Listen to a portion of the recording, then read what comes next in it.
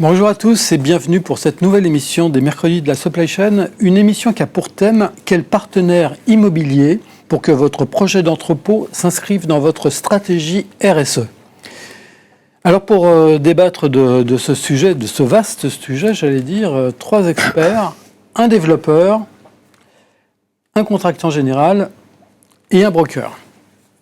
À qui je vais d'ailleurs demander de bien vouloir se présenter, peut-être en commençant par John. Bonjour John. Bonjour Jean-Philippe. John Balté, directeur marketing de GSE. GSE, c'est contractant général numéro 1 en France avec à peu près 1 milliard d'euros de chiffre d'affaires. Les bâtiments tertiaires, logistique, industrie et également des data centers. On a à peu près 650 personnes, 450 ingénieurs implantés dans 6 pays en Europe. Voilà, très bien. De projets. Merci. Benoît, peut-être. Bonjour Benoît. Oui, bonjour Jean-Philippe. Donc moi, je suis Benoît Dufour, le directeur général délégué de la société Arefim. Arefim, on est une foncière en immobilier d'entreprise. On a aujourd'hui à peu près 400 000 m² de bâtiments en patrimoine et 500 000 m² de bâtiments en développement. Oui. On est société à mission, on est également certifié Bicorp et on se développe en fait autour de 4 piliers qui sont la co-construction, la biodiversité, l'environnement et le bien-être au travail. Merci beaucoup. Et puis pour terminer ce tour de table, Antoine.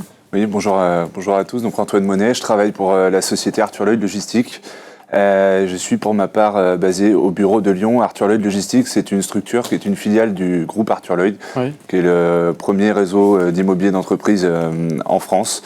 Et nous, on est donc une filiale de ce groupe, une équipe d'une quinzaine de personnes dirigée par Didier Terrier. Et notre spécialité, c'est de commercialiser des actifs logistiques et messagerie sur l'ensemble du territoire. Et pour ça, nous avons 3 bureaux basés à Paris, Lille et Lyon. Très bien, donc 3 secteurs autour de la table très complémentaires sur des secteurs, sur des activités assez différentes, mais qui concernent bien sûr l'immobilier logistique. Benoît, quand on parle de conformité RSE, on parle de quoi exactement ? Je disais en introduction, la RSE c'est un vaste sujet, enfin ça englobe beaucoup de choses. Oui. Quand on parle d'immobilier logistique, on parle de quoi précisément ? Alors on parle de quoi précisément ? Effectivement, c'est un vaste sujet, il faut essayer de le cadrer un minimum parce que derrière tout ce qu'est RSE, peut y avoir l'écueil du greenwashing qui peut très vite apparaître. Et en fait, plutôt que de parler de conformité RSE, je parlerais plutôt de responsabilité. C'est vraiment une responsabilité. Et donc, on sort un petit peu du cadre. Et en fait, c'est à chacun de se fixer ses propres objectifs RSE au sein de la structure. Nous, c'est ce qu'on arrive à faire à travers la société à mission pour pouvoir aller au-delà de la réglementation et que ce soit vraiment en lien avec l'ADN de l'entreprise. Et c'est vraiment... Nous, en tout cas, chez Arefim, une réflexion qu'on a eue globalement de se dire « Ok, il y a toute la réglementation qui existe, mais qu'est-ce qu'on peut faire de mieux au niveau de notre responsabilité sociétale ?» Et c'est ça qui nous a permis de définir des objectifs et de pouvoir le mesurer et les atteindre. Mais vous faites bien de rappeler que c'est dans l'ADN de l'entreprise, parce que dès les premières réalisations, déjà, vous aviez mis beaucoup de Tout à fait. de composantes. De composantes RSE. En fait, c'est notre grille de lecture, c'est la RSE, c'est vrai. On le regarde à chaque fois sur le prisme, sous ce prisme-là. Et comme je le disais en introduction, on a nos 4 piliers qui sont la co-construction, la biodiversité, l'environnement et le bien-être au travail. Et donc ça, c'est notre grille de lecture RSE aujourd'hui que l'on développe sur nos projets. Et donc, une fois qu'on les décline, il y a la partie co-construction qui est extrêmement importante pour la partie acceptabilité dans les territoires, parce que quand on développe des projets d'envergure, il faut qu'on puisse s'inscrire dans un territoire, donc ça, c'est vraiment important. Et puis, si on fait un focus sur la partie bâtiment, ça va avec des objectifs sur des réductions carbone, des réductions d'énergie, bref, tout un ensemble de dispositions constructives que l'on va pouvoir mettre en œuvre pour s'assurer de la qualité du projet. Mais aussi que ce soit pérenne dans le temps, parce qu'on est une foncière et nous, chez Arefim, nous gardons en patrimoine ces bâtiments, donc ils se doivent d'être vertueux et qu'ils puissent être toujours aux dernières réglementations possibles. Oui, merci. Chez GSE, c'est une composante aussi très importante. Absolument, en fait. Les bâtiments sont certifiés. Absolument, en fait, comme disait Benoît, nous aussi, on est entreprise à mission, Big Corporation. On s'est mis vraiment à fond sur ce sujet. On a lancé un produit qui s'appelait Blue Suite. Blue Suite, en fait, l'idée, c'est d'aider les clients à comprendre justement cette démarche qui est axée autour de réduction de CO2, la performance énergétique et la biodiversité. Après, on va également regarder les aspects de confort dans le bâtiment et aussi sur l'aspect chantier. On veut avoir un chantier qui est beaucoup plus propre et moins polluant. Donc, ce qu'on fait généralement sur les projets, c'est qu'on fait une analyse de cycle de vie, donc sur l'aspect construction, parce que c'est assez polluant sur cet acte de construction. Puis justement, la gestion du bâtiment jusqu'à la fin de vie, où là aussi, l'acte de démolition est très polluant également. Donc, on essaie vraiment de travailler avec nos clients et nos partenaires. On met en place, par exemple, des démarches à travailler avec des partenaires locaux et ultra-locaux. Donc, ultra-locaux, ça veut dire quoi? C'est des fournisseurs qui sont moins de 50 km. Aujourd'hui, on a 51% de nos projets l'année dernière qui étaient avec des sous-traitants ultra-locaux. D'accord. Local, c'est 180 km. Juste pour donner un peu le... Voilà. Mais donc ça, c'est un peu l'aspect des démarches qu'on fait aussi sur l'acte de construction. Avant de rentrer vraiment dans le détail de ce qu'on appelle un projet RSE, enfin en tel cas qui intègre la démarche RSE dans le projet immobilier, Antoine, côté utilisateur, est-ce que c'est important? Est-ce que c'est plus important, par exemple, que le coût? Enfin, comment vous, en tant que broker, vous ressentez ce besoin de la part à la fois des industriels, des prestataires ou des distributeurs, par exemple? Oui, c'est vrai que nous aussi, alors en tant que broker, on est peut-être moins concernés directement que vous sur cette partie RSE. Néanmoins, on est quand même concernés par rapport au projet des clients. Je dirais qu'en fait, ça va dépendre un peu de quelle typologie de clients utilisateurs on a de l'autre côté. En fait, nous, c'est vrai qu'en principe, on accompagne essentiellement. Alors, c'est d'un côté des prestataires qui vont répondre à des appels d'offres, et de l'autre côté, ça va plutôt être des chargeurs. Donc, il y a toujours un chargeur derrière un prestataire, mais ça va plutôt être des chargeurs, des industriels qui prennent directement l'entrepôt. Et ça, c'est une variable qui est assez importante parce que nous, je vois quand c'est des prestataires qui répondent à des appels d'offres. Ça dépend un peu de qui il y a derrière en termes de clients. Si on est sur un client qui a de la marchandise à valeur ajoutée, je sais pas, ça peut être du cosmétique, du luxe ou des choses comme ça. Là, dans l'appel d'offres, il y a une vraie dimension RSE qui est prise en compte. On va nous demander des certifications spécifiques sur le bâtiment.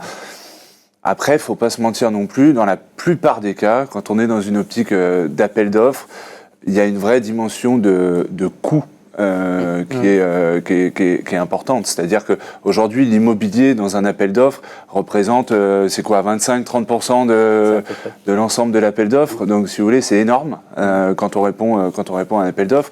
Et en fait, si demain, on a deux bâtiments qui sont, par exemple, dans une localisation à peu près similaire, surface similaire, etc., bref, qui coche un peu toutes les cases, mais qu'on en a un qui est ultra vertueux d'un point de vue écologique, etc., et l'autre qui l'est peut-être un peu moins, mais qui est 10 ou 15% moins cher, dans une optique d'appel d'offres, c'est fort probable que l'utilisateur réponde sur la base du bâtiment qui soit le moins cher. Parce que ça impacte bien sûr sur le prix du bâtiment, mais aussi donc sur le coût du loyer, j'imagine. Ouais, c'est ça. Non, mais exactement. Après, parce que je pense, messieurs, pourront aussi appuyer ce que je dis. Plus on veut faire des bâtiments vertueux, plus d'une certaine manière, ça coûte un peu plus cher aussi de les faire. Donc ça se répercute un petit peu sur le loyer.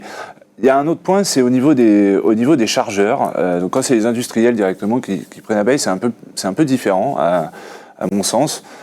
D'une manière générale, les chargeurs sont capables de payer plus cher que les prestataires quand ils prennent la baille. On parle à peu près de 10%. C'est une étude que nous, on a menée en interne. Donc c'est vrai que les chargeurs, quand ils négocient directement les baux, etc., ils vont aller chercher des certifications, etc. Ça va être plus important dans l'immédiat. C'est la différence, à mon sens, avec les prestataires qui, eux, vont aller chercher le coût parce qu'ils vont essayer de gagner leur appel d'offres. Souvent, en fait, ce qui se passe, c'est qu'il y a aussi la notion du personnel. Le chargeur, souvent, c'est son propre personnel qui met à l'intérieur. Donc, du coup, il est sur des standards qui sont un peu plus élevés pour lui amener du confort. Mais peut-être pour nuancer le propos, en fait, oui, ça coûte peut-être plus cher à l'instant T de construire avec un bâtiment développement durable RSE, mais par contre, ça va se retrouver dans le temps. C'est-à-dire dans la durée, le locataire, il va le voir en termes de capex à mettre. On signe tous des beaux triple nets. Et en fait, on va avoir une obsolescence qui sera moins rapide sur les bâtiments qui sont RSE, de par les standards élevés. Et donc, ils vont le retrouver dans le temps. Donc, c'est vrai qu'à l'instant T, on peut l'impression d'avoir une économie. Mais sur le long terme, ça coûte plus cher.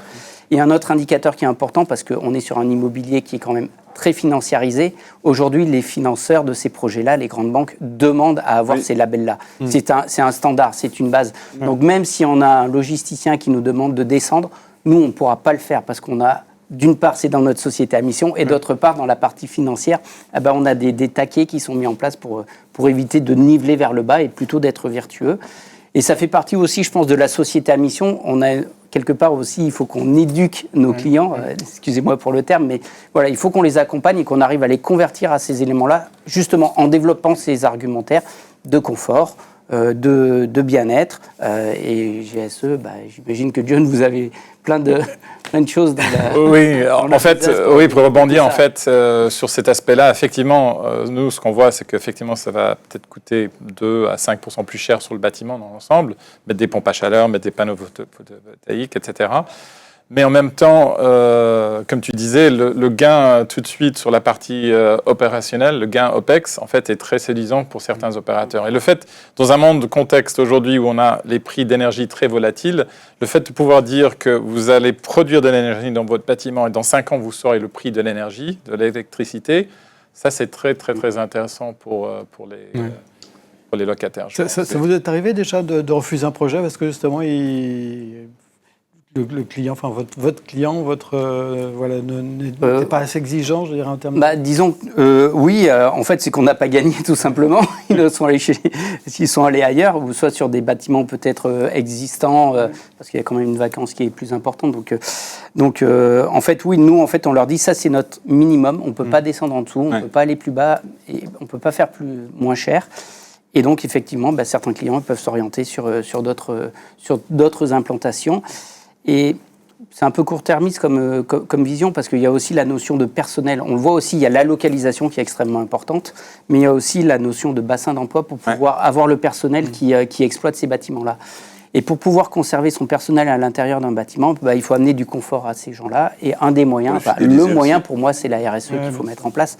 Et donc, c'est la conjugaison de ça qui font que les bâtiments sont vertueux et qui font que il faut pousser ces standards au plus haut. Mais tu as raison sur les standards. Et d'ailleurs, moi, c'était essentiellement sur des bâtiments existants que j'évoquais les propos précédemment. On va dire, par exemple, un existant en seconde main par rapport à un bâtiment neuf. Et au final, on se rend compte aujourd'hui que la plupart des bâtiments seconde main qui ont une vingtaine d'années, ils font l'objet de restructuration quand même de la part des bailleurs qui vont... alors, quand c'est pas fait, ça va être du relamping LED, ça va être de virer la chaudière et de mettre une pompe à chaleur, d'installer des bornes RVE, etc. Donc, on n'atteint pas les mêmes standards que sur des nouveaux développements, mais quand même, on le rattrape un peu. Voilà, globalement. Parce que, les RSE, c'est large, on l'a dit et redit. Mais s'il fallait qu'on prenne, disons, les principaux items qui composent le RSE, l'énergie par exemple, qu'est-ce qu'on doit faire pour que le bâtiment soit, d'un point de vue énergétique, conforme aux standards RSE? Quels sont les principales? Alors, bien sûr, le LED, qui est maintenant un standard. Enfin, je veux dire, pratiquement tous les entrepôts neufs sont... voltaïque, il faut avoir 20% de la toiture en voltaïque. Après, tous les luminaires, ils sont à détection et à gradation pour limiter les consommations. Aujourd'hui, je pense qu'il y a plus grand monde qui fait des chaudières gaz. On est tous passés sur un mode de pompe à chaleur, voire des chaudières biomasse aussi. Donc ça va un peu plus pour aller plus loin. L'entrée d'éclairage naturel aussi. Oui, exactement. Et qui est directement lié au confort des personnes. Des structures à ossature bois. On peint l'intérieur des entrepôts avec des couleurs claires pour amener du confort visuel. On crée des meurtrières en façade aussi pour avoir de la vision sur l'extérieur. Bref, il y a tout un ensemble de... En fait, ce qui est vachement intéressant, c'est qu'on a toute une panoplie aujourd'hui de solutions techniques à proposer. Certaines ne coûtent pas bien cher et qui apportent une vraie plus-value au bâtiment et à l'utilisation. L'isolation des bâtiments aussi. L'isolation, bien sûr. L'isolation, c'est important. On a de plus en plus de demandes pour chauffer les bâtiments à plus de 12 degrés pour le confort du personnel. Et donc on rentre du coup dans le cadre de la réglementation et donc on va mettre des épaisseurs d'isolant plus importantes. L'avantage d'un bâtiment, d'un entrepôt, c'est qu'il y a une forte inertie à l'intérieur, donc on a toujours un confort thermique plutôt bon à l'intérieur de par la masse de béton, de par le dallage qui permet d'avoir ce confort thermique-là, mais c'est effectivement tous ces sujets-là qu'on développe. Il y a un vrai sujet, alors c'est plutôt extérieur au bâtiment, mais néanmoins ça concerne la RSE du preneur et de l'opérateur, enfin du bailleur. C'est toute la partie borne IRVE aussi. Ça, c'était un sujet il y a 5-10 ans, je pense qu'on entendait très peu parler, c'était un peu à la marge, et aujourd'hui ça devient la norme. En fait, c'est ce qu'on se disait un petit peu avant. Il y a beaucoup de prestations qui, il y a encore 5-7 ans, étaient considérés comme des upgrades qui rentraient dans une négociation entre un client et un bailleur, qui aujourd'hui en fait sont devenus tout simplement la norme, quoi. Si on parle notamment de la LED ou des choses comme ça. Ou les certifications qui est aussi devenue maintenant un peu la norme, c'est-à-dire qu'aujourd'hui on voit quasiment... Nous, on voit 70-80% des bâtiments qui sont certifiés BREEAM. Et BREEAM Excellence est devenu vraiment un peu la référence. Quand on est BREEAM très bon, enfin, je ne sais plus. Excellent, mais très bon, c'est déjà bon. Là, on n'est plus dans les clous. Tout à fait. Oui, mais c'est lié, bien sûr, à la valorisation du bâtiment dans 5 ans.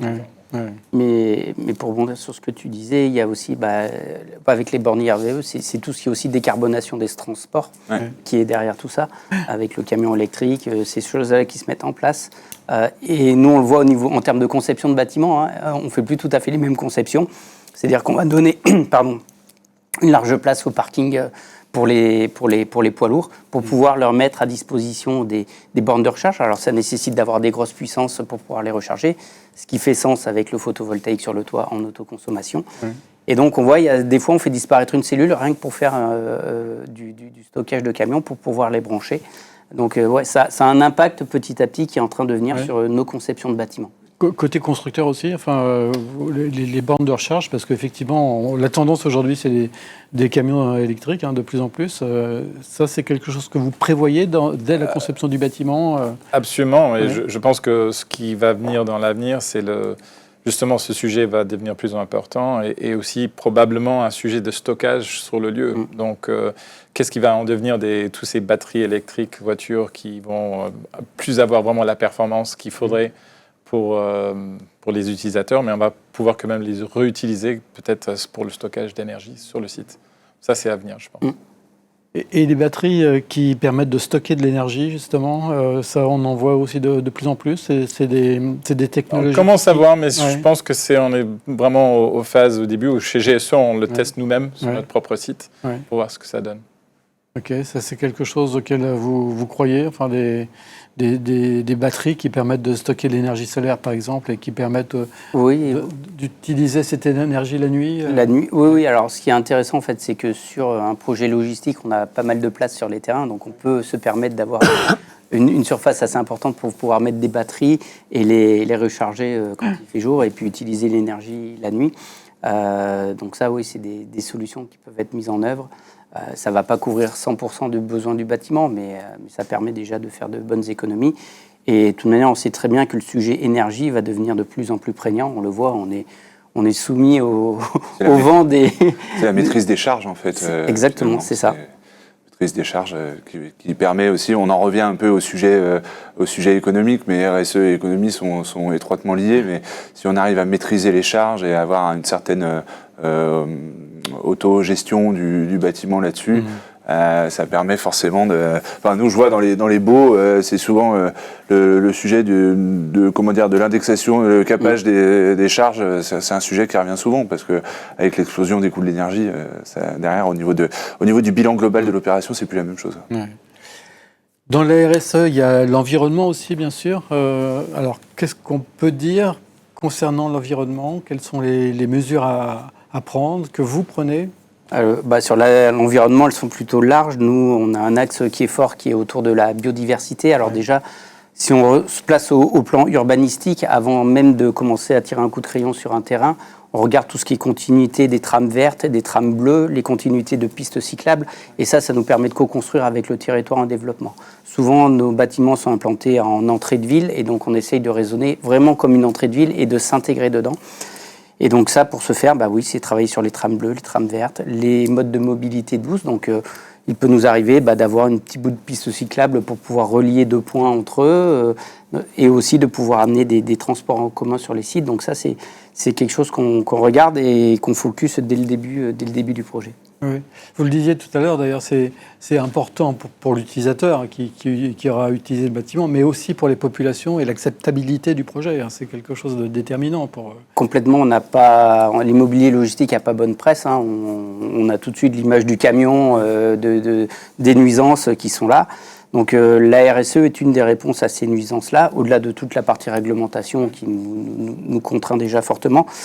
Mais ça permet de faire des choses vertueuses. Nous, par exemple, ce que l'on fait, on participe au club IBL, donc c'est l'indice de mesure de la biodiversité locale sur les sites. Ouais. Donc on fait un audit avant et un audit après, et ça nous permet de piloter nos espaces verts pour pouvoir développer de la biodiversité de manière cohérente. Et on fait également du biomonitoring, c'est-à-dire qu'on met des abeilles sur nos sites, on récolte le miel bien sûr, un peu comme tout le monde, mais aussi on fait une analyse du pollen. Et en fait, l'analyse du pollen nous permet de voir les carences qu'il y a au niveau de la biodiversité et de se dire, du coup, il faut qu'on plante plutôt tel type d'espèces. On a ces plantes invasives qui sont présentes.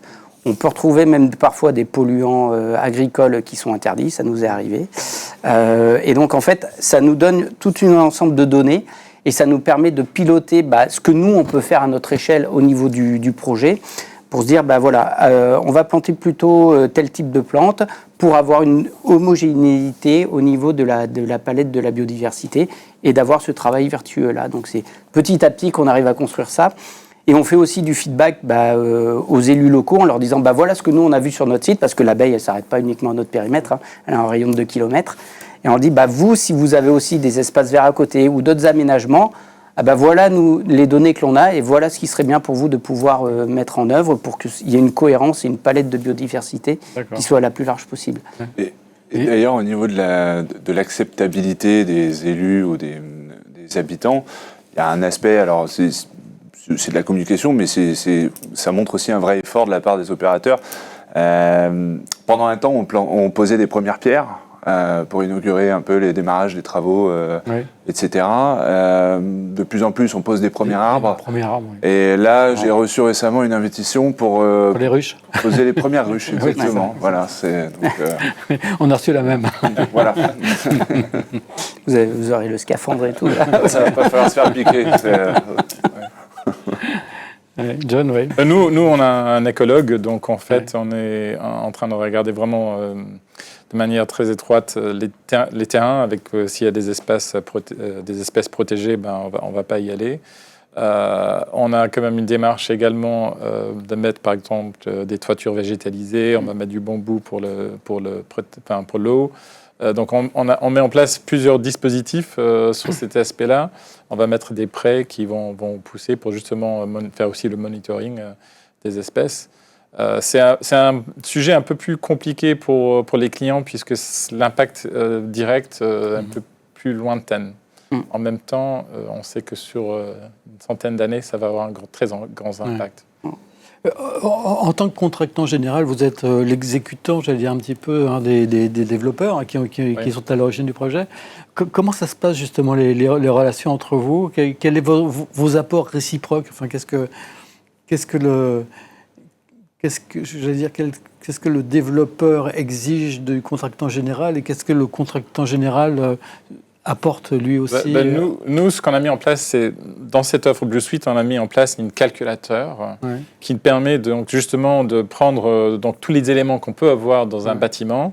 Donc on coche carrément, on met le nombre de mètres carrés et ça donne une indication d'un score en fait par rapport à justement la biodive, l'énergie et le CO2. Et ça, on est dans un mode de conseil et d'enseignement pour nos clients. On a des clients qui sont très avancés dans leur pensée, qui vont aller très très vite. Pour eux, le RSE, c'est un symbole de leur marque. Quand vous dites, John, vous dites vos clients, c'est le client final ou le client développeur? Non, plutôt, je dirais dans un premier temps développeur, mais c'est aussi le client final, puisque justement pour eux, c'est une image, c'est lié à leur marque, leur image. Donc pour eux, ils sont prêts à investir dans ces aspects-là. D'autres, le bâtiment, c'est plutôt c'est un investissement, c'est une histoire financière. Donc, eux, ils vont plutôt être sur la partie réglementaire. Et c'est vrai que la partie réglementaire, c'est ça qui batte un peu le tambour sur la vitesse sur laquelle on y va ensemble, tous, sur ce sujet-là, en fait. Nous, effectivement, en fait, ça se décline. On a déjà un bail vert avec nos clients. dans lequel on a tous nos critères et tous nos standards qui sont là. Donc c'est un premier document d'échange avec eux, où nous on leur donne nos standards et où eux vont venir avec leurs standards et on va pouvoir les compléter, les moduler. Et derrière, ce qui est intéressant, c'est justement de pouvoir discuter avec les constructeurs et de leur dire voilà nous ce que l'on a, voilà notre scope. Vous avez aussi de très très bonnes idées et ayons un échange constructif par rapport à ça. Parce qu'à chaque fois, on le voit dans les appels d'offres qu'on lance sur la partie réalisation, où il y a des bonnes idées qui viennent compléter celles que nous, on a pu avoir avec nos clients. Et donc, en fait, j'allais dire à 3, on est plus intelligent qu'à 2. Et donc, on arrive à vraiment arriver sur quelque chose de pertinent. Et derrière, il faut pouvoir encadrer tout ça. Et donc, on contractualise quelque part cette partie RSE-là avec une obligation de résultat parce qu'il faut qu'on puisse les atteindre et les mesurer. Et donc, c'est tout ça qui nous permet qu'in fine, oui, on a la garantie d'avoir un bâtiment vertueux et qui répond à nos exigences. Alors, dans le RSE, il y a l'ES, c'est le social. Est-ce que ça correspond aussi à des exigences de la part des utilisateurs? Est-ce que les utilisateurs viennent vous voir en disant « Nous, on voudrait un bâtiment qui intègre un certain nombre de standards, de standards, notamment pour le bien-être des collaborateurs, Oui, alors disons qu'eux, ils veulent surtout un bâtiment en bon état d'exploitation, si vous voulez. Après, tout dépend si on parle d'un bâtiment qui est existant ou d'un bâtiment à construire. L'avantage, messieurs le savent, sont essentiellement dans les développements. Quand on construit un bâtiment, en fait, on peut tout faire pour le client. Donc là, il y a vraiment, au niveau de l'aménagement des bureaux, même au niveau de certains aménagements spécifiques dans l'entrepôt, on peut vraiment imaginer plein de choses. Au niveau d'un bâtiment existant, même si parfois il peut y avoir des demandes de la part des utilisateurs, on est quand même contraint avec ce qui a déjà été fait. Donc il y a des choses qu'on peut faire en plus, typiquement installer des bornes RVE. Ça peut être des modifications de système de climatisation, installer du chauffage dans l'entrepôt en fonction des activités, etc. Mais on est quand même un peu plus contraint. Maintenant, nous, les utilisateurs, sauf quand on parle vraiment d'un chargeur qui va regarder pour un gros clé en main, la plupart des utilisateurs, on va dire par exemple un prestataire lambda qui répond à les appels d'offres, lui veut surtout un site qui soit purement opérationnel et qui dispose un peu des standards en matière de RSE, c'est-à-dire des bornes RVE. S'il n'y en a pas, on aimerait bien en avoir. Éclairage LED, s'il n'y a qu'une partie de l'entrepôt qui est en LED, on aimerait bien avoir un relamping total, etc. Et c'est des choses qui, au final, ne demandent pas forcément de contrepartie financière, qui sont un peu... le client attendent que ce soit la norme désormais. Oui, John, oui. Alors, sur l'aspect social, il y a toujours, bien sûr, le bâtiment où il y a le confort thermique, le confort visuel, les aspects de son, etc. Donc là, on veille vraiment à différents types de matériaux qu'on peut mettre dans le bâtiment lui-même pour ce confort des utilisateurs. Après, sur l'aspect construction, nous, on a mené avec un client sur le data center à Marseille, la réinsertion. Donc, en fait, on a travaillé avec une vingtaine de fournisseurs pour justement faire du réemploi. Et ça s'avérait vraiment un grand succès. Et notre objectif, c'est de viser à 10% des effectifs sur le chantier qui sont des gens qui sont donc dans la réinsertion. Donc, il y a aussi la dimension dans l'acte de construire. Aussi, dans la construction. Sociale. Sur la partie sociale... Alors nous, ce qu'on développe chez Arifim, c'est des choses relativement simples. C'est que sur chacun de nos développements, en fait, on peint les cuves sprinkler, on fait intervenir un artiste. Et en fait, le thème de la fresque, on le co-construit avec notre locataire. Et donc, ça nous amène à avoir des séances de travail avec lui et à orienter ça. Et on le fait également avec les élus locaux. Donc, à chaque fois, on a des fresques qui racontent l'histoire du site et l'histoire locale et aussi l'histoire de notre client. Et en fait, ça permet de créer une cohésion d'équipe sur place et vraiment d'avoir ces aspects dynamiques qui se mettent en place. Ce qu'on a fait également sur un autre projet, c'est qu'on a fait participer une école, on a planté une forêt Miyawaki avec eux. En fait, on plante plein de petits arbustes et puis on laisse la sélection naturelle opérer pour voir quelles espèces vont pouvoir se développer. Et donc, on a fait toute cette thématique-là pour s'inscrire dans un territoire, mais aussi intégrer les collaborateurs qui travaillent sur le site. Donc, c'est plein de petites actions comme ça qu'il faut pouvoir mettre en œuvre pour que sur l'aspect social du RSE, donc social, ça puisse enchaîner. On n'a pas besoin d'énormément de moyens. C'est plein de petites choses juxtaposées qui font qu'on arrive à répondre à ce sujet social. On l'a rapidement évoqué tout à l'heure, mais est-ce que ça coûte plus cher finalement, au final, un projet RSE? Est-ce que l'impact est important? À court terme, oui, mais à long terme, c'est plus économique. Je pense que c'est ça que... En synthèse, c'est clairement ça. Parce en termes de CAPEX, voilà, on aura une obsolescence du bâtiment qui sera moindre. Aujourd'hui, on parle de décotes brunes sur les bâtiments sur lesquels il n'y a pas de certification. Et donc, si on met un peu plus au début, oui, on aura un bâtiment plus pérenne. Le locataire, lui, se trouvera mieux parce qu'il aura moins d'éléments à remplacer. Donc, ça coûte plus cher à l'instant T, mais quand on regarde le cycle de vie, ce que disait John, quand on fait des ACV, on regarde du début jusqu'à la fin, jusqu'à sa déconstruction, forcément on est moins cher et l'impact environnemental est largement plus bas. Nous, ce qu'on voit, c'est, comme je disais tout à l'heure, c'est peut-être 2 à 5% plus cher à l'achat, mais une fois qu'on est dans l'opérationnel, on va faire des gains de 30 à 50% sur une vie de 20 ans. Donc, ça peut être assez important. Et il y a une chose qu'on a du mal à mesurer, en fait, c'est le gain de productivité. Ça serait intéressant d'avoir ce feedback-là par rapport à se dire, voilà, j'ai un bâtiment où j'ai un confort qui est plus important. Quel gain de productivité font mes clients sur ce type de bâtiment plutôt que sur un bâtiment de moins bonne facture et qui ne répond pas aux critères RSE. Alors, il y a des études quand même qui le montrent, donc 5 à 10 à 15% par le World Green Council. Alors si on veut le croire ou pas, mais au moins ils essayent justement de mesurer ce genre de productivité. Ça va être difficile de mesurer parce que chaque bâtiment est différent. Donc. Mais c'est comme la clim. La clim a démontré dans les années 50 que la clim fait quand même une productivité. On l'a vécu la semaine dernière. Oui. J'ai une petite question du coup pour vous deux. Ça m'est arrivé de voir sur certains sites, notamment sur des friches, je pense que c'est un sujet qui allait être probablement abordé, mais c'est plus par rapport au coût de construction, que le promoteur réutilisait des matériaux qui étaient déjà présents en fait sur le bâtiment qui est déconstruit en quelque sorte. Et ma question c'était de savoir un peu jusqu'à où vous pouvez aller dans la proportion du bâtiment que vous allez construire. Qu'est-ce que ça représente en termes de pourcentage? Est-ce qu'il y a une réelle économie qui est faite là-dessus? Parce que ça typiquement on est à fond dans le RSE parce qu'on réutilise des matériaux. Parce qu'il pose des questions que j'avais l'intention de poser.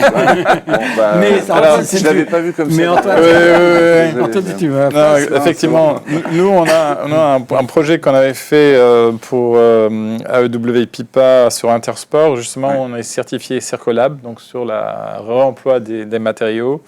Là, on est plutôt sur des sanitaires, donc c'est peut-être un peu moins sexy comme sujet, mais en fait, c'est les sanitaires, c'est beaucoup plus facile à être dans la partie économie circulaire. On a eu des expériences justement avec des poteaux où on a amené sur des...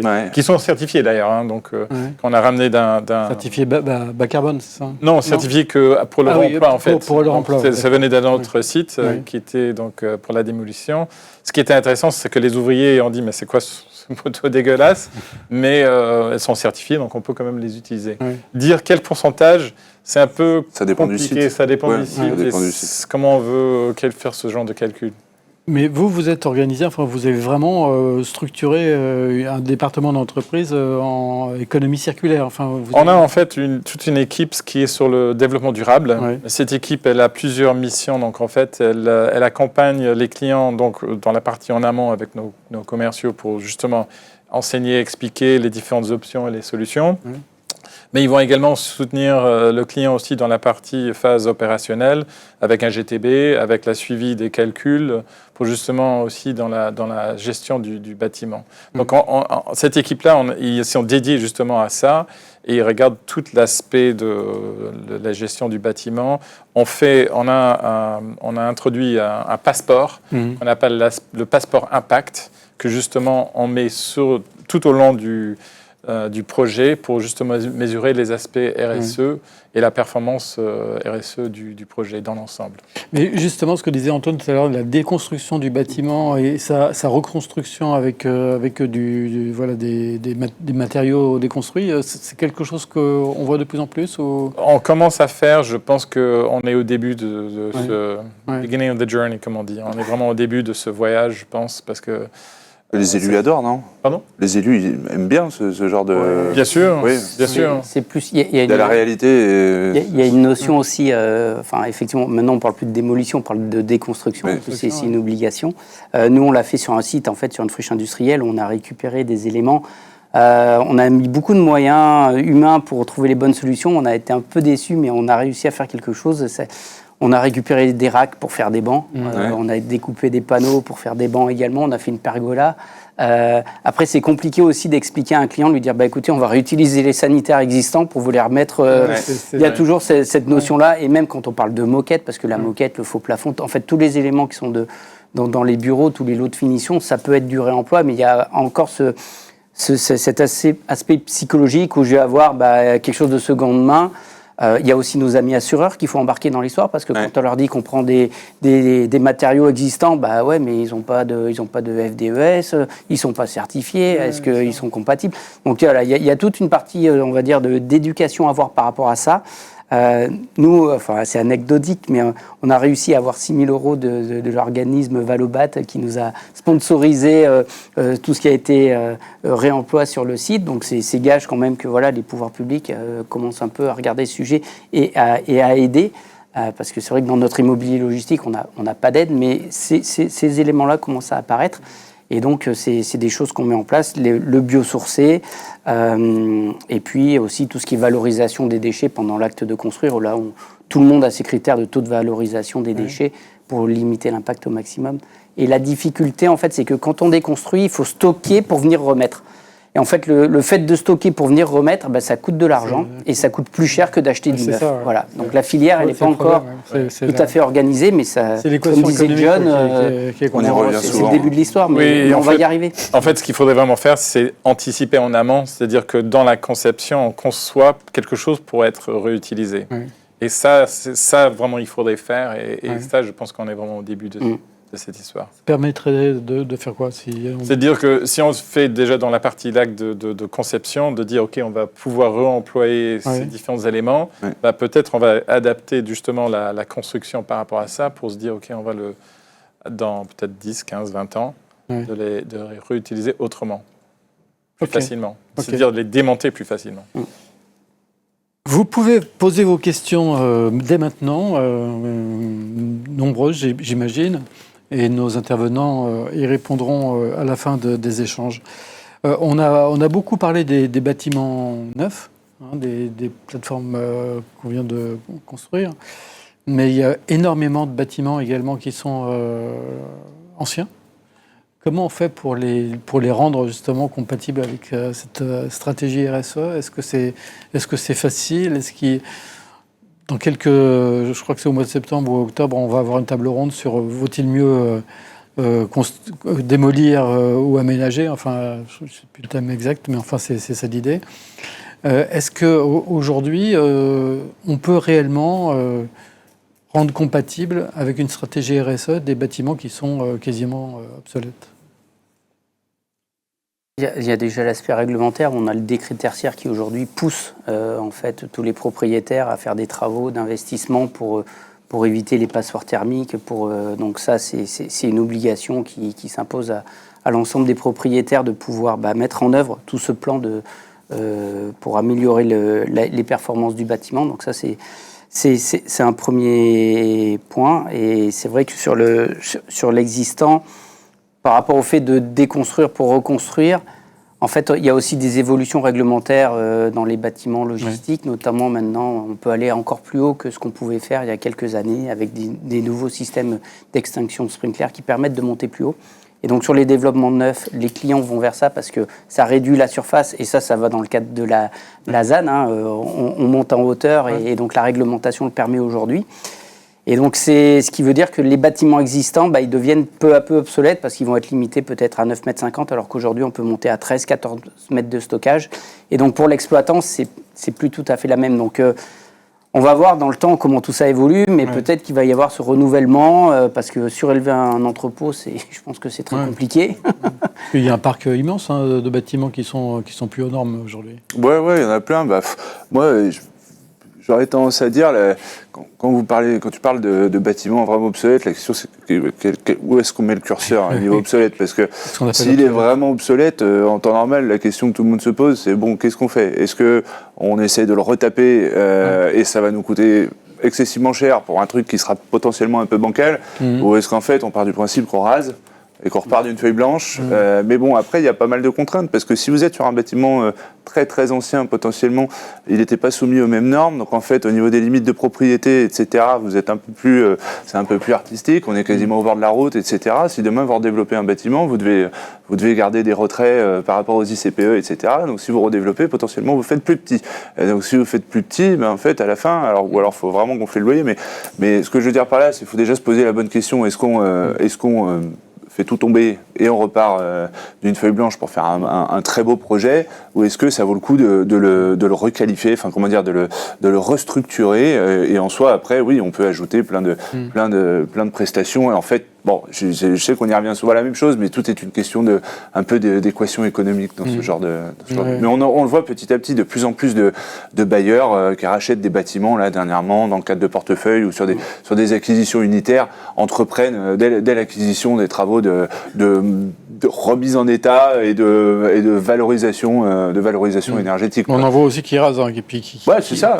Mais quand ça vaut pas le coup, vaut mieux raser. Et puis après, ça permet aussi d'appliquer des loyers qui sont un petit peu plus élevés, quoi. Enfin, qui déconstruisent, pardon. mais en fait, le point par rapport à ça, c'est que mon stat est à date maintenant de peut-être de 2-3 ans, mais il y a quelque chose comme 60 millions de mètres carrés de parcs installés de bâtiments logistiques en France. 25 ou 30% de ce stock, en fait, il a déjà 25 ans. Et dans à peu près 5 à 10 ans, on va être sur du 45-50%. Donc ça veut dire que la question va vraiment se poser, justement, qu'est-ce qu'on fait de ce stock qui ne sera plus aux normes par rapport au décret tertiaire. Je pense que ce que nous, on voit, on a commencé à se mettre sur la partie rénovation. C'est un sujet qui intéresse beaucoup de monde, mais chaque sujet est vraiment très différent et il faut aller cas par cas, c'est très spécifique. Le moment qu'il y a des sujets de ICPE, ça devient très compliqué pour tout le monde. Donc, c'est là où clair. Justement la question se pose. C'est ça le principal sujet, c'est l'ICPE? Disons que ça complique énormément la démarche sur un bâtiment qu'il faut rénover. Nous, tu vois, par exemple, on a un bâtiment, alors qu'en région lyonnaise, je ne vais pas forcément le citer à proprement parler. Alors, en fait, il a été construit, je pense, il y a 50, 60 ans.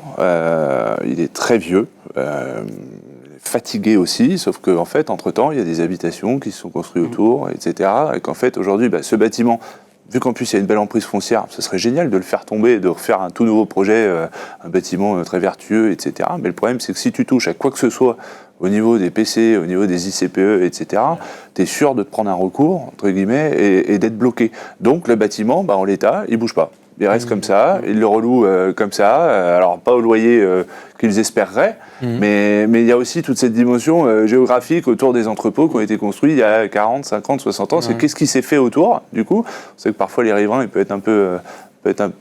parfois les riverains, c'est normal, les bâtiments logistiques à côté, on n'a peut-être pas forcément envie d'en avoir, etc. Donc ça dépend un peu des contextes. Mais voilà une situation où, par exemple, le bâtiment, il est un peu paralysé dans les médias. Je vais me tourner vers la régie pour savoir si nous avons des questions. Hervé, bonjour. Bonjour Jean-Philippe et bonjour à tous. Alors une première question de Victor. Depuis l'arrivée du BREEAM V7, qui est plus exigeant que la V6, constatez-vous que certains maîtres d'ouvrage revoient à la baisse leurs ambitions de certification pour maintenir la faisabilité économique des projets? Ça, c'est une question de spécialiste. Alors, qui souhaite répondre? En fait, non, peu importe l'évolution du référentiel, je pense, on va rester toujours sur le même niveau. Parce que, comme je le disais au début, c'est un standard, en fait, aujourd'hui. Donc, aujourd'hui, tout le monde fait du BREEAM, du HQE. Donc ça restera, et on restera dans ces mêmes niveaux-là. Parce que, aussi, la partie finance qui est adossée à tout ça l'exige. Donc, effectivement, les référentiels évoluent, et c'est bien parce que ça nous challenge, mais on ne va pas venir dégrader le niveau de certification, ça c'est sûr. Oui, on voit peut-être l'accumulation d'autres certifications qui vont se rajouter à ça. Donc ça va être du HQE, du Circolab, etc. Circulaire, oui. C'est Sur la partie la nouvelle certification sur l'économie circulaire. Merci. Hervé, une autre question?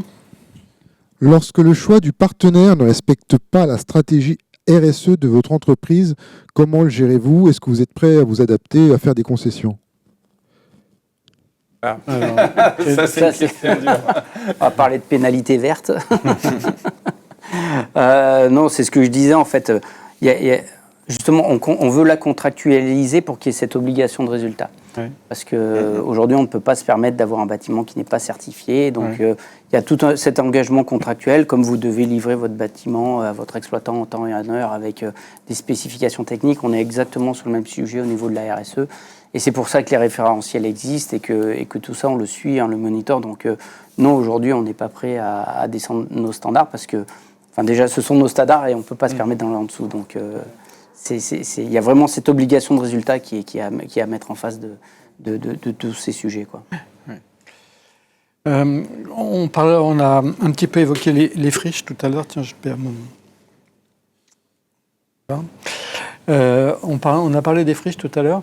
Est-ce que construire sur une friche aujourd'hui, c'est facile? Est-ce qu'on peut dire que ça rentre vraiment, véritablement dans une stratégie RSE? Quelle est la difficulté qu'on peut rencontrer? Alors oui, je pense que ça rentre dans un cadre d'une stratégie RSE, absolument. Les contraintes qu'on va voir, c'est bien sûr la dépollution. S'il y a une démolition, dépollution, retraitement des sols, tout ça, la question, c'est qui va le payer? Est-ce que c'est la collectivité? Est-ce que c'est l'investisseur? Donc ça, c'est tous ces types de sujets qui ralentissent et qui rallongent justement le sujet. Mais en même temps, c'est quand même un sujet assez intéressant puisqu'on est quand même obligé par la loi ZAN, donc on ne va pas y échapper, même si c'est 2050. Et ça permet aussi de trouver souvent, ces choix de lieu des friches, c'est généralement assez intéressant, la localisation. Mais même quand on est sur une friche, on n'échappe pas au recours. Enfin, il peut y avoir aussi des... Non, le sujet, c'est même presque plus compliqué de redévelopper une friche parce que vous avez les mêmes études qui doivent être là. Vous faites une approche fun floor. Vous pouvez avoir, si vous avez une cheminée, vous pouvez avoir un faucon qui a niché dedans, un bout de bardage qui s'est soulevé, et puis tous les petits oiseaux qui viennent dedans. Vous pouvez avoir des marques qui sont créées avec des crapauds. Donc, en fait, ces sujets-là, ils sont même plus prégnants sur les friches. Parce que la nature reprend ses droits, donc ça c'est top, qui s'est organisé, ça c'est génial. Ouais. Et donc ça crée des contraintes et des fois on se trouve vraiment bloqué parce que on nous dit non, sur le printemps vous pouvez pas intervenir parce qu'il y a les oiseaux, mais non après vous pouvez pas parce qu'il y a les batraciens, après non c'est les petites fleurs, et donc on se retrouve comme ça des fois à se dire waouh, ça va être compliqué de développer, et c'est toute la complexité des friches. Ouais, après, en même temps, avec tout ce qu'il y a autour du ZAN, etc., aujourd'hui, vous êtes quand même ultra dirigé. Enfin, on vous incite à aller voir des friches, et c'est vrai que c'est toujours complexe, une friche, parce qu'on peut avoir une localisation géniale, une emprise foncière qui est géniale, etc., pour y faire du redéveloppement. Mais au final, on ne sait pas trop ce qu'on va trouver dans les sols, ce qu'on va trouver en termes de pollution, même au niveau des matériaux, des bâtiments, etc. Donc, en fait, aujourd'hui, vous pouvez identifier un site qui est super, qui est présenté à un prix X, et en fait, quand vous découvrez à la fin les diagnostics, etc., vous vous rendez compte qu'en fait, la note, ce ne sera pas la même. Et après, il se pose la question, comme disait John, de qui va payer tout ça. Et après, ça ne vous exempte pas, évidemment, dans un deuxième rideau, des éventuels recours, etc., qui sont un peu indépendants. Mais aujourd'hui, il y a beaucoup de projets, effectivement, sur le territoire national, plus sur certaines régions qui sont attaquées. Ouais. J'ai entendu dire qu'ils faisaient même des fouilles archéologiques sur les friches. Enfin, oui, ça peut arriver. Ça peut arriver. C'est fou. On a trouvé sur un de nos sites, on a trouvé des obus de la Première Guerre mondiale, plus quelques armes, etc. Tu peux trouver quelque chose et ça ralentit. Même des squelettes. Ça ralentit de combien le chantier quand vous trouvez des choses je ne sais plus, ça dépend de ce qu'on trouve, j'imagine. Mais c'est très aléatoire, ouais, mais rien que les fouilles archéologiques, l'impact sur un projet, ça peut être entre 1 et 2 ans. Oui, c'est ça. Et le coût associé. Et c'est vous qui le financez en plus. Ah oui, là c'est directement le développeur qui finance, donc, et ça va très vite. Je peux dire, les projets en Italie, l'archéologie, on creuse de même et on trouve déjà quelque chose. Donc, mais est-ce que les recours sont aussi exigeants qu'en France, en Italie? Je pense que c'est similaire. C'est similaire. J'aimerais bien qu'on rentre un petit peu dans le détail des réalisations que vous avez faites qui vous paraissent vraiment exemplaires, enfin, des choses dont vous êtes fiers et qui sont très représentatives de ce qu'il faut faire aujourd'hui pour être vraiment dans une stratégie RSE, enfin la pointe de ce... Bien sûr. Alors nous, on a deux actifs qui sont aujourd'hui qu'on peut citer clairement. C'est un projet qu'on a fait dans l'Oise à Bresles, où notre locataire c'est le groupe Saint-Gobain, où là on est sur un greenfield, mais on est vraiment très haut sur les critères de réalisation avec du béton bas carbone, une charpente en bois, du béton de chanvre, même l'entièreté de la structure des bureaux est en bois. Donc là, on est allé chercher vraiment des standards qui sont très élevés sur la partie RSE. Et on a un projet qui a été livré là, à Dupigheim, justement, qui est sur une friche industrielle, où là, on a fait du réemploi, de la déconstruction. C'est là où je citais, on a récupéré une partie des racks pour faire des bancs. On a fait une pergola aussi. On a récupéré les matériaux. Et donc, oui, ça, ce sont pour nous deux réalisations où on a poussé les curseurs vraiment fort sur toute cette partie RSE.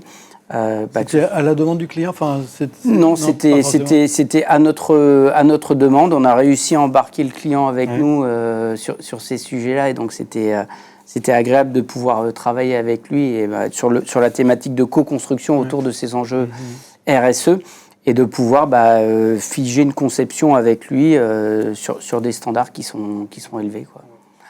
On n'a pas parlé non plus des autres corps de métier avec lesquels vous travaillez. Les architectes, par exemple, aussi j'imagine qu'ils doivent être aussi déterminants dans un projet de ce type. Bien sûr, dans toute la partie conception amont, comment faire une conception bioclimatique, comment avoir les bonnes expositions de façade. C'est pas simple parce qu'on a quand même des figures imposées pour de la logistique. Il faut que, à la base, le bâtiment soit fonctionnel pour faire de la logistique. Donc Mais oui, on travaille en concertation avec eux. Et puis, il y a toutes ces études amont qui permettent aussi de guider la conception pour que derrière, on ait un bâtiment qui s'inscrive bien et qui soit pérenne dans le temps. Est-ce qu'on vient vous voir, vous, à RIFIM, parce qu'on sait que, justement, vous avez cette fibre RSE? Alors, je pense que notre image... Où est-ce que les gens le découvrent Non, alors... Étant de l'intérieur, c'est difficile à dire, mais j'ai la sensation qu'on a justement cette image-là parce qu'on pousse le curseur fort au niveau de la RSE, où à chaque fois qu'on discute, on communique beaucoup dessus, on fait ce qu'on dit. Et donc, oui, à chaque fois qu'un client vient nous voir, on sent qu'il a vu cette approche. Et dernièrement, avec un potentiel client qui m'a même félicité sur ce qu'on avait mis en place sur un projet, parce qu'il est spontanément sur notre site internet, qu'il a vu qu'on avait développé une ORE à Château-Thierry pour les mesures de compensation de manière virtueuse, en travaillant avec un lycée local pour replanter des espèces. Et donc, on sent que ça fait... Il y a une espèce de prise de conscience qui se crée autour de ça, et je pense qu'on a cette image-là, effectivement.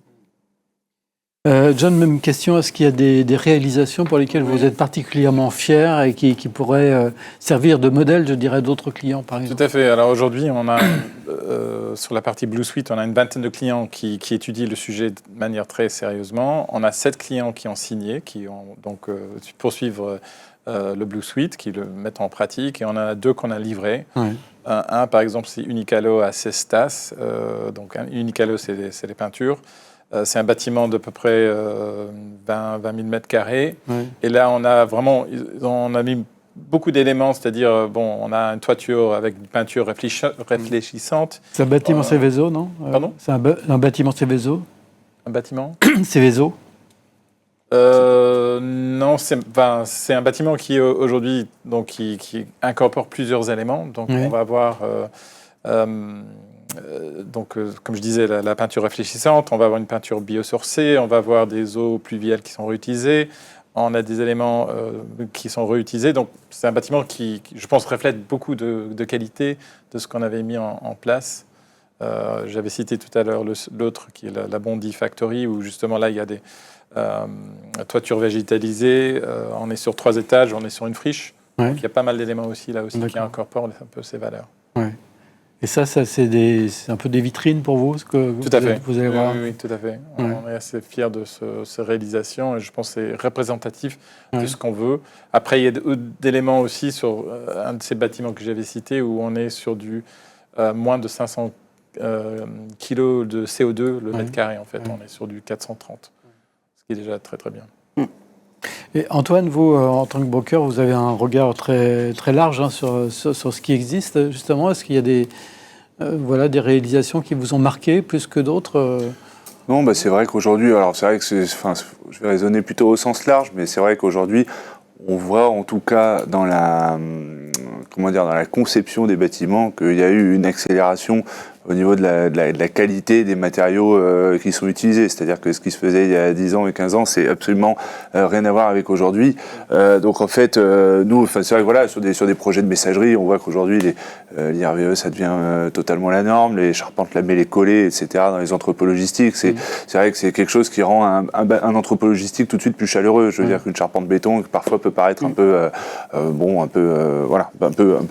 on peut le dire. Hein, mais du coup, je dirais que dans l'ensemble des réalisations sur des développements, on voit vraiment le changement en termes de qualité. Et pour rebondir à ce que John disait par rapport à vos différentes réalisations, je pense qu'aujourd'hui, il n'y a rien de mieux quand on discute avec un utilisateur, avec un promoteur notamment, c'est de dire venez voir en fait ce qu'on a fait par le passé. C'est en fait la qualité du bâtiment parle d'elle-même. Si vous voulez, les bâtiments sont les meilleurs ambassadeurs possibles de ceux qui les construisent. Donc en fait, nous on incite beaucoup les utilisateurs à venir voir les récentes réalisations. Parce que c'est vrai que sur un développement, c'est souvent difficile un peu de se projeter. On voit un plan masse, on voit 3 perspectives d'archi, c'est un peu compliqué. Donc c'est vrai qu'aujourd'hui, je trouve que vu la qualité des bâtiments qui se font, le mieux c'est de les amener directement sur les sites. En tant que cabinet spécialisé comme ça, vous avez vraiment un rôle de conseil, vous accompagnez vraiment vos clients, effectivement, et vous êtes amené justement à les emmener comme ça sur différents sites avec. En tout cas, dans le cadre des échanges qu'on peut faire sur des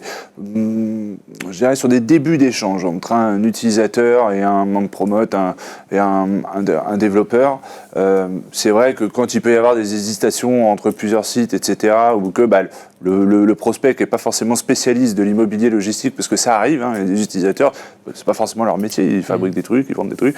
Nous, on les incite. En tout cas, l'idée, c'est de les prendre un peu par la main et c'est de leur dire, et souvent, c'est aussi votre réflexe, hein, vous leur proposez de venir voir. Hein, vous savez très bien que c'est ce qui fonctionne le mieux. Donc oui, ça peut arriver qu'il y ait plusieurs dizaines, centaines de kilomètres qui soient faits pour aller voir un site qui ne sera pas le leur, mais qui ressemblera beaucoup au leur. Ouais. Enfin, on le voit hein, depuis pas mal d'années maintenant, l'immobilier logistique a fait de gros efforts pour être conforme avec ses objectifs RSE. Est-ce que pour autant, c'est devenu un actif qui est accepté facilement par les collectivités? Est-ce que, facilement, c'est jamais facile, mais disons, est-ce qu'il est plus compris? Est-ce qu'il est plus accepté de par son rôle, de par ce qu'il apporte à la population ou pas? Ou est-ce que chaque projet, finalement, est encore un combat à mener pour séduire les populations, les élus? Alors ça dépend. Je pense que les élus, quand on parle de création d'emplois, bien sûr, c'est intéressant. Quand vous déjeunez avec eux, ils vont vous dire après, à la fin de la déjeuner, ce qui est intéressant, c'est aussi les taxes les revenus taxes qui vont revenir. Donc oui, ça les intéresse. Les flux aussi. Les flux, tout à fait. Après, il y a toujours un peu le débat sur l'aspect, je dirais, visuel du bâtiment et où il est emplacé et qu'est-ce que ça impacte. Parce qu'il y a toujours une phase de consultation avec la population locale. J'ai participé dans plusieurs. Effectivement, ils sont très concernés par le nombre de camions, le débit de camions qui vont sortir, la route qu'ils vont prendre, est-ce qu'ils vont ralentir la route, des choses comme ça. La fleuve qui passe à côté, est-ce qu'il sera impacté, etc. Donc ça, c'est des vrais sujets qu'il faut traiter. Et si le maire est du côté du développeur ou promoteur ou l'investisseur et plus le contractant, ça aide quand même de faire l'explication. Bien sûr, on travaille main dans la main. Mais c'est pas, je dirais pas que c'est forcément facile. Non, il y a une notion d'acceptabilité de l'immobilier logistique qui reste compliquée. Il faut qu'on arrive à rendre cet actif désirable. Effectivement, comme le dit John, il faut qu'on arrive à le co-construire avec les élus locaux, les riverains. D'autant plus que dans le cadre des procédures ICPE, il y a des enquêtes publiques qui sont faites. Oui. Donc le public a accès à la totalité de la donnée du développement. Oui. Et en fait, c'est à travers ce prisme-là qu'on arrive à faire de la co-construction. On fait des enquêtes, enfin, on présente le projet en ouverture d'enquête publique, on fait la clôture. Et donc il y a tout cet échange-là où on arrive à expliquer, parce qu'en fait, souvent on a l'image des camions qui vont se garer n'importe où, du trafic que ça va générer, des impacts. Mais on arrive à démontrer, il y a des impacts effectivement, mais on est capable de les réduire, de les mesurer, et pour faire ce développement économique, en fait, tout simplement. Très bien, écoutez, un grand merci pour toutes ces explications, ce regard croisé entre des acteurs de l'immobilier, un développeur, un contractant général et un broker. Merci pour cet éclairage et merci à vous pour avoir suivi cette émission et à très bientôt sur le plateau de Supply Chain Village.